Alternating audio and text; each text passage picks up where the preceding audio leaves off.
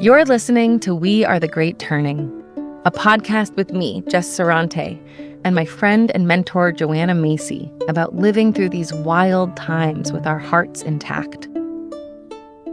In our last episode, we explored the spiral, the 4-stage structure that organizes our practice of the work that reconnects. If you need a refresher on the spiral, you can go back to episode 3. In episode 3, we also talked about how when we travel the spiral of the work that reconnects, we always begin with gratitude. We give thanks for the gifts of our lives because doing so gives us the strength we need to be present with both the sweeter and the harder realities of life. Joanna has taught me that practicing gratitude is remarkably simple. We can start with what's right in front of us, the present moment, and the earth beneath our feet. You are my beautiful home, my only home. It's the finest home anyone would ever have met, with its mountains and rivers and lakes. And you've made me, not one piece of me is made from anything else but your body. Strengthened by our gratitude, in this episode, episode 4, we're going to step into the next phase of the spiral, honoring our pain for the world. Our relationship to feeling and expressing our emotions is often shaped by how we're socialized. It's different depending on our race, class, gender, family dynamic.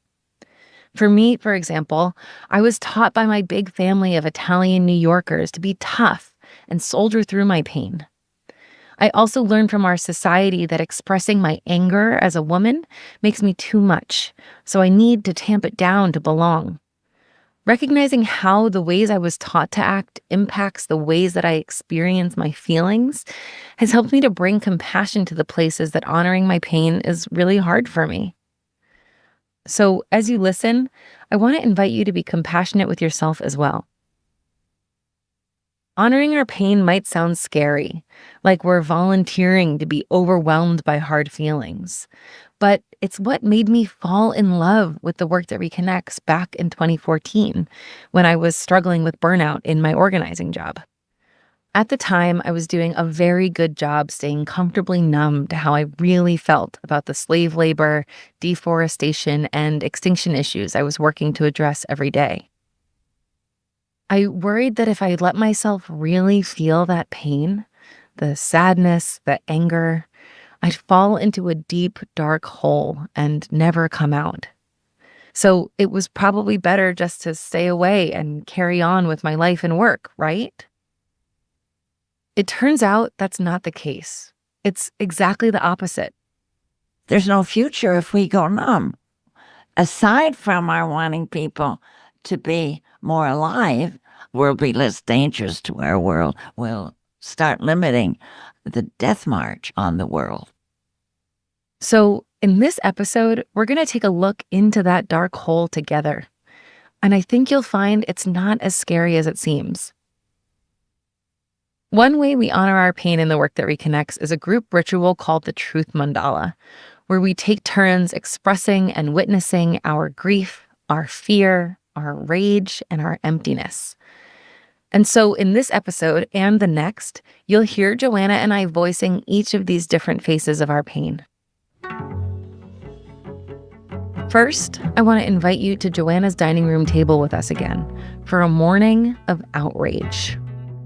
On this particular day, I showed up to Joanna's house to record after she'd finished a call with a group she calls her Dharma Sisters, who she's been friends with for many years. On their call, Joanna heard about some big news that had come out that morning and asked me to look it up and tell her more. Okay, this was from, March 13th. The Biden administration gave formal approval Monday for a huge oil drilling project in Alaska known as Willow. The reserve, which has no roads, is the country's largest single expanse of pristine land. I was hearing someone who'd been up there describing the tussocks. The ground is so uneven because of life that there are these rounded little mini hills that are covered with cradles of insect life, bird life, crawling life, swimming life. We sat in silence for a moment, and then Joanna's thoughts turned to the people responsible. I'm just wondering what it feels like to have opened the way to more of this dimension of drilling for oil. Yeah. Now, I mean, I'm thinking about this moment in which turning on the gas or the oil feels different than doing it last year even, or certainly 10 years ago. But to do it now, there's no way to pretend you don't know. She's saying there's no pretending by the president or anyone else to be ignorant of the ways that drilling destroys the land, or about the direct link between burning fossil fuels and climate destruction. And then to have all of that, Yeah. after what we know about the preciousness of this part of our world, that we've kept this clean for so long. What are they afraid of? If they don't, who's holding a gun to their head? Mm-hmm. How dare you pull up your pants and go out to work and sign away life? Mm-hmm. I sat there with Joanna, moved by her outrage, but also feeling frustrated by my own very familiar numbness. Like a lot of activists I know, I swing back and forth between surges of anger and pain and feeling nothing at all. I'm heartened in a way by your anger because right now I just feel kind of jaded. Like, what else did we expect? Oh, I wish I could have this anger be useful for something. Take it. Or I have a lot more to come. You want my anger? It's not going to stop. I could get something that'll ignite on any temperature. You could scratch it on anything. Well, I think you should call them and tell them that you have a renewable resource that is more powerful than the oil that they're going to drill for. I have found, I have experienced new dimensions of the volatility and energy power of this new resource, which is my contempt for you. Mm-hmm. Can you imagine the hubris? I remember being in awe of how powerful Joanna was in this moment. And looking back, I understand that this was a masterclass in honoring our pain for the world. Joanna was showing me in real time what it looks and feels like to be with pain, to let the feelings move through you fully and honestly, naming and expressing them as they shift, which is exactly what our feelings do when we express them. They change form. Honoring our pain for the world is not about enshrining it. Joanna is expressing real outrage, sorrow, and contempt here, but she doesn't over-identify with those feelings, nor does she wallow in them. Even as I listened, her anger gave way to sadness. So the bafflement slips away from what this is going to do to life into a bafflement about who we are. We can be part of building a more just and life-sustaining world, even when we're exploding with outrage. What makes the Great Turning authentic and believable is that it makes space for our pain. There's no toxic positivity here, no spiritual bypassing. We have to be true to everything in us. It's a passion for this earth. This whole earth is a cradle. It's also a grave. This shell of us will crack just the way the shells of the birds sitting in those tussocks. It has to be from a passion for life that's in our grief. Mm-hmm. Yeah.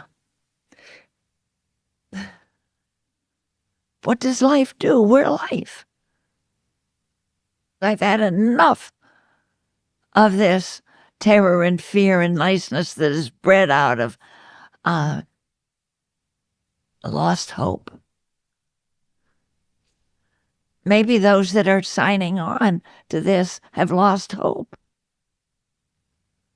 Well, I haven't. If I can feel this, I know others do. And we're not going to roll over to meekness. And I'll find people I trust because they care. Yeah. And we're going to just see that there's no energy like that that can be created by people when their hearts are broken.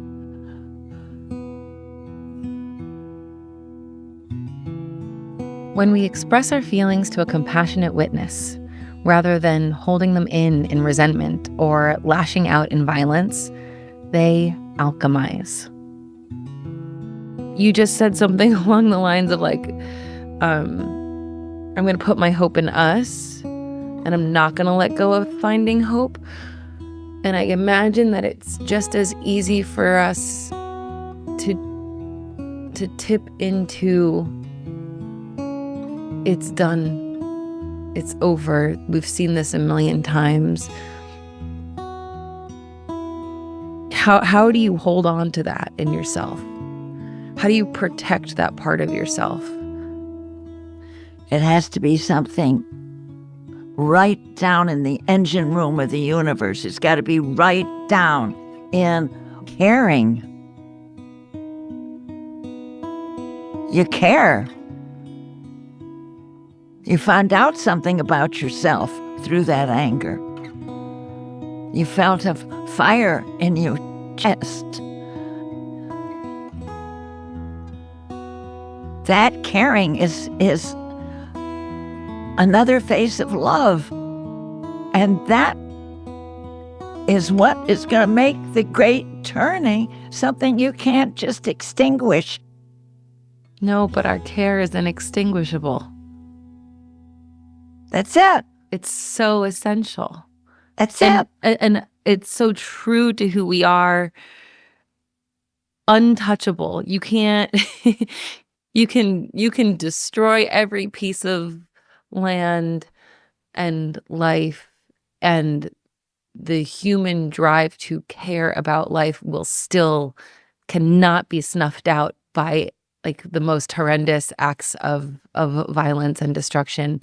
And it's that I think I'm getting something that you've been teaching me for a long time at another level right now, which is that care that is like the bedrock of all of this.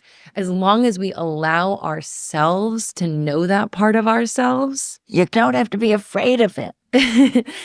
And the work that you've created is designed to help us remember that part of ourselves. It's designed to break us open. To break us free, to like And chip free, away yes. all of the stuff, all of the muck and the self-protection and the fear that keeps us from knowing that essential caring truth of us. And when we have that, we have a great turning. Yeah. Did I get it?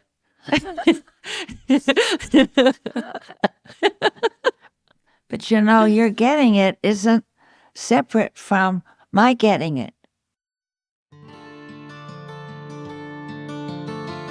Our pain for the world, if we honor it by giving it room to be felt and expressed, might be the very thing that can save us from this mess we're in. One of the things I discovered is that you do not numb yourself partially. All your response systems becomes affected. The flowers become less fragrant, the colors become muted, the sun sparkling on the water is duller. Yeah. Ooh. By coming into connection with what breaks our hearts, we also come back into connection with our extraordinary love for this world. And our love is what moves us to act creatively and courageously to protect life. Honoring our pain can help shake us awake from the numbness and amnesia and comforts of business as usual, so that we can reconnect to our courage and our fierceness to protect what we love.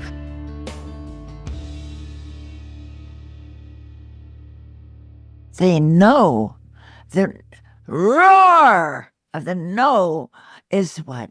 That is the great turning, too. Mm-hmm. You will not do this. Yeah. I will not be a part to this. The roar of no. This is about so much more than just doing the right thing. It's about tapping into the part of us that really feels what's at stake. We all have this kind of fierce protector in us. It's in the way parents protect their children from danger, or the ways that we rise up to defend ourselves or our neighbors from injustice. To flag something and say, I'm fighting for life because I believe there's a future for life. Come on, let's make a great turning. If I feel this, then I know that there are others. I cannot be the only one. Mm-hmm. This is making me love the title for this podcast even more. We are the great turning. It's us. Yes. And because it's not just a nice idea. And it's not outside of us. It is us. Yeah, and in our tears. And it's in our rage. I'm really happy. I actually am. Because I've been saying things that are so real for me. The great turning does that. Yeah, it does. I feel grateful to be having this conversation with you. Every time we sit down with these microphones, the conversation does not turn in the way that we think it would. No. And the great turning is like that. We can't really have an idea of what's going to occur to us to do and of what we can do together. And even do when we're not together. Yeah. The great turning is not to be pre-designed.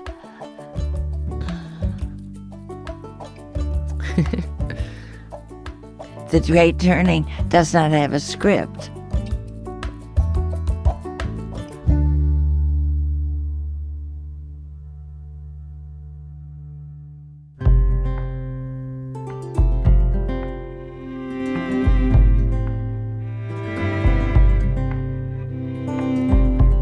From outrage and sorrow to belonging and love. I hope you're seeing by now that the journey around the spiral is an organic unfolding. It's alchemy. Sometimes it feels like magic, but simply it's the reconnection with our wild love for our world that happens when we tell the truth about what we feel. Oh, my love for you is so great. For daring to these conversations.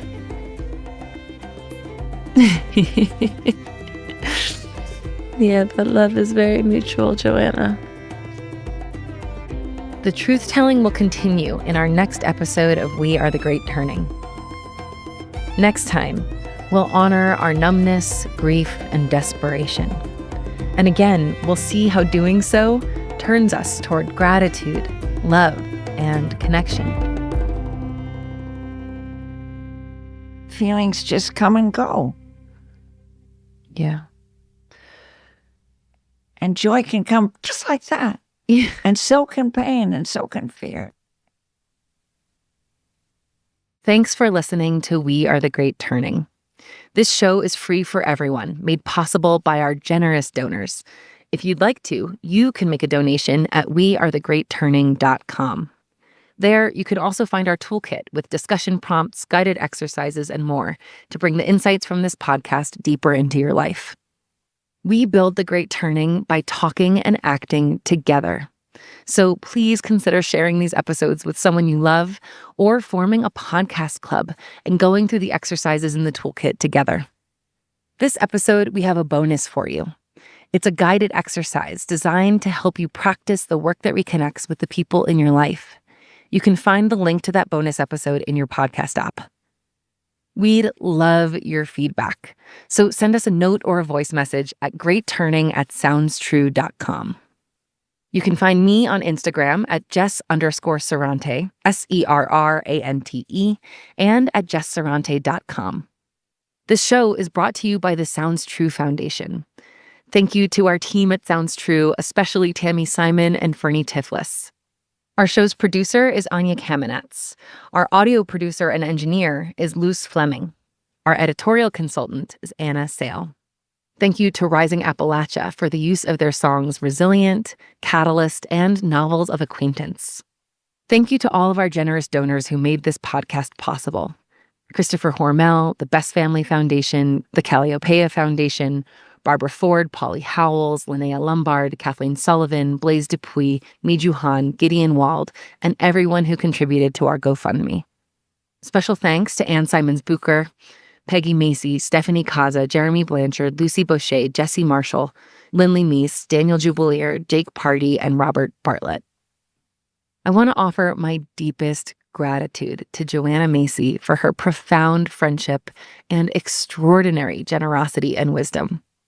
It has been the honor of my life to make this podcast with you.